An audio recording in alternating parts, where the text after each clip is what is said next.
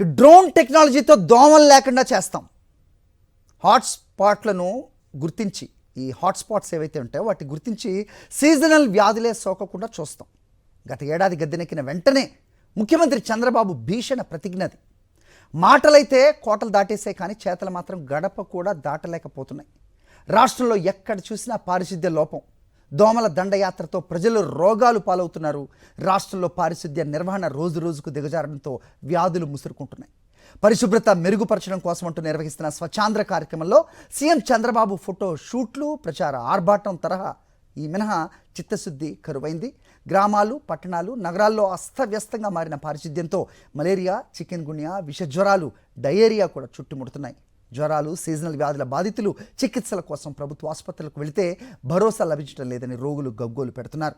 బెజవాడలో పారిశుద్ధ్య నిర్వహణలో కూటమి ప్రభుత్వం వైఫల్యం చెందడంతో న్యూ ఆర్ఆర్పేటలో ప్రజలపై డయేరియా పంజా విసురుతోంది.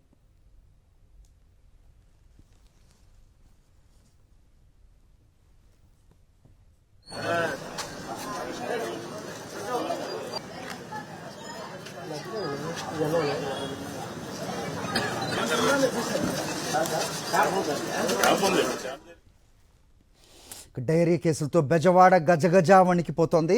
కొత్త రాజేశ్వరిపేటలో వందలాది మంది ఆసుపత్రుల పాలవుతున్నారు.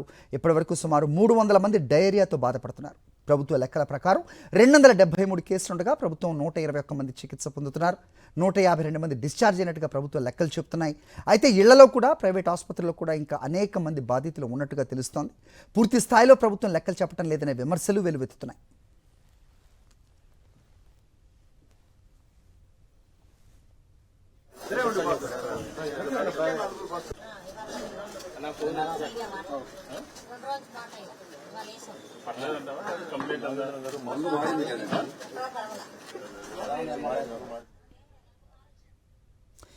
విజయవాడ న్యూ ఆర్ఆర్పేటలో వైఎస్ఆర్సీపీ నిజ నిర్ధారణ కమిటీ పర్యటించింది.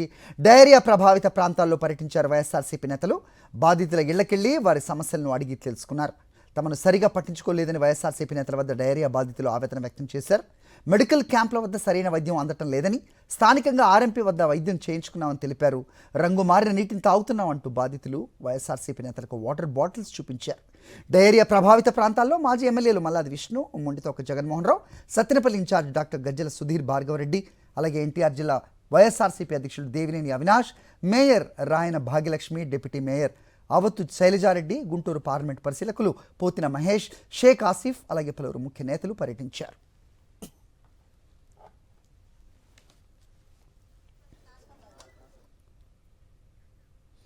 కూటమి ప్రభుత్వంపై ఫైర్ అయ్యారు వైఎస్ఆర్సీపీ నేతలు. చంద్రబాబు సర్కార్ నిర్లక్ష్యం వల్ల విజయవాడలో డయేరియా విజృంభిస్తోందని మండిపడ్డారు. ప్రజా ఆరోగ్యాన్ని పక్కన పెట్టేసి కేవలం జేబులు నింపుకోవడానికి టీడీపీ నేతలు తాపత్రయపడుతున్నారని విమర్శించారు. ఇప్పటికైనా ప్రభుత్వం స్పందించి కొత్త పైప్ లైన్లు ఏర్పాటు చేయాలని, రోగులకు సరైన వైద్య సదుపాయాలు కల్పించాలని డిమాండ్ చేశారు. ప్రభుత్వం చెప్పే లెక్కలకి వాస్తవ కేసులకి చాలా తేడా ఉంటుంది. 10 కేసులుంటే 90 కేసులు ఇంకా ఉన్నట్టే. అంటే వాళ్ళ లెక్క 200, 300 చెప్తున్నారు కదా, దాన్ని బట్టి మీరు అర్థం చేసుకోండి. ఇక మనకు తెలియని సబ్ క్లినికల్ కేసులు కానీ, మన దగ్గరకు రాని కేసులు కానీ, సొంత వైద్యం చేసుకుని అటు ఇటు వెళ్ళిన కేసులు ఎన్ని ఉంటాయి. ప్రజారోగ్యం పట్ల ప్రభుత్వం యొక్క వైఖరిని సూచిస్తుందా ఇది? ఇక్కడ ఆవిడ విజయనగరంకి వెళ్ళిందంటే, ఇక్కడున్న అమ్మకి డయేరియా వస్తే తురు నుంచి వచ్చిందంటే దీన్ని ఎట్లా చూడాలా? దీన్ని ఎలా చూడాలా? అందరూ చెప్తున్నారు మాకు 40,000 అయినాయి, 50,000 అయినాయి, 1,40,000 అయినాయి అని. వాళ్ళకి అర్థం కాని విషయమే. ఇది కూడా ఒక రకమైనటువంటి సంపద సృష్టిమో. మరి ఇలా చెప్పడానికి చాలా సిగ్గుపడుతున్నా, బాధపడుతున్నాను కూడా. కానీ ఎలాంటి వాళ్ళు వీళ్ళంతా చిన్న చిన్న మనుషులు. ఆటో డ్రైవర్ కొడుక్కి వాంతులు విరోచనాలు అయితే చూసేవాడు లేక ఒక ప్రైవేట్ హాస్పిటల్కి వెళ్తే 1,40,000 అయింది. ఇప్పుడు మళ్ళా భార్యను తీసుకొచ్చి అక్కడ ఉన్నాడు. ఎలాంటి వ్యక్తుల మీద మీరు ఈ భారాన్ని మోపుతున్నారు? ఇది మీరు ఖచ్చితంగా ఆలోచించాలా. కానీ ప్రజలందరికీ అర్థమైపోయింది మీది ఎంత నిర్లక్ష్య వైఖరో, ఎంత బాధ్యతాయుతమైనటువంటి స్థానాల్లో ఉన్న వ్యక్తులు మాట్లాడుతుంది ఏంటో తెలుసా? బిల్డింగులు కడితే మెడికల్ కాలేజీలు అయిపోతాయా అంటే, ఉత్తి బిల్డింగులు ఉంటే ఈ కాలేజీకి నేషనల్ మెడికల్ కౌన్సిల్ సీట్స్ ఇస్తుందా? ఎలా చేస్తుందా? అసలు ఇంగితం ఉండాలి కదా, కాసింత ఆలోచించాలి కదా.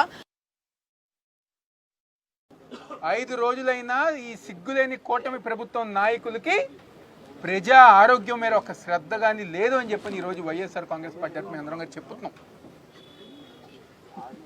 ఈరోజు ఎవరైతే ఈ జిల్లా ఇన్ఛార్జ్ మంత్రిగా ఎవరున్నారు, సత్యకుమార్ యాదవ్. ఈరోజు హెల్త్ మినిస్టర్గా ఉన్న ఆయన పట్టించుకోవట్లా. అదేవిధంగా మొన్నే మున్సిపల్ శాఖ మంత్రి వచ్చారు నారాయణ గారు, ఆయన పట్టించుకోవట్లా. ఈ ప్రాంతంలో ఓట్లేసి గెలిపించుకున్న ఎంపీ కానివ్వండి, శాసనసభ్యుడు కానివ్వండి, వాళ్ళు గారు ఈరోజు ప్రజానికాన్ని పట్టించుకోకుండా కేవలం తూతూ మంత్రంగా వచ్చామా వెళ్ళామా అని చెప్పని ఈరోజు ప్రజానికాన్ని నిర్లక్ష్యం చేస్తున్నారు. మాకు కావాల్సింది ఇక్కడ ఉన్న ప్రజానికానికి సరైన వైద్యం కావాలి. ఎక్కడ ఇబ్బంది వచ్చిందో, డయేరియా ఎందుకు వచ్చిందో అని చెప్పని కనిపెట్టి వాళ్ళకు కావాల్సిన సౌకర్యాలు కానివ్వండి, సదుపాయాలు అందించాలని చెప్పని ఈరోజు వైఎస్ఆర్ కాంగ్రెస్ పార్టీ తరఫు మేము అందరం డిమాండ్ చేస్తున్నాం. ఈరోజు వాళ్ళ శ్రద్ధ అంతా కూడా ప్రజానికం మీద లేదు, ప్రజానికం ఒక ఆరోగ్యం మీద లేదు. కేవలం ఆ ఒక విజయవాడ ఉత్సవం జరపాలి అని చెప్పని దాని మీదుగా డబ్బులు దండుకోవాలని చెప్పని ఒక ఆలోచనతో ఎంపీ ఎమ్మెల్యేలు ఉన్నారు. కానీ ఈరోజు ప్రజానికం గురించి పట్టించుకోవాలని చెప్పని ఏ ఒక్కరి గారి ఉద్దేశం లేదు.